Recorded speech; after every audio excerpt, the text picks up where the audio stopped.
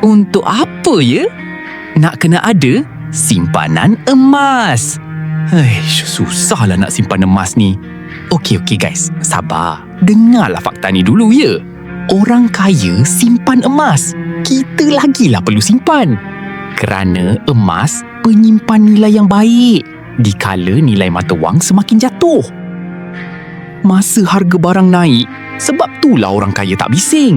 Tapi kita kalut kan? Maka, jangan tunggu kaya baru nak simpan emas. Jadilah kaya dengan menyimpan emas. Kan? Betul kan? Emas bukan untuk wanita sahaja. Itu emas perhiasan lah guys. Ni saya cerita emas pelaburan kualiti 999. Jadi sesiapa pun boleh menyimpan dina emas, gold bar dan jongkong emas. Lelaki handsome ada simpanan emas sendiri tau. Senang nak pergi meminang. Emas menjamin keuntungan? Boleh jana duit? Tidak. Dia pembawa nilai. Yang ruginya simpan duit tau. Lepas 5 tahun, duit hilang peratusan kuasa beli. Pasal inflasi. Emas kekalkan kuasa beli masa awal 5 tahun lepas. Tahun pertama korang beli emas tu.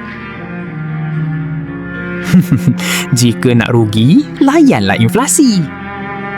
Jika nak selamat nilai duit anda berpeluh-peluh cari, wujudkanlah aset emas anda hari ini. Okey, faham ke tak ni?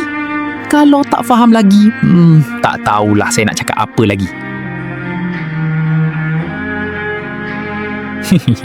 Bye guys.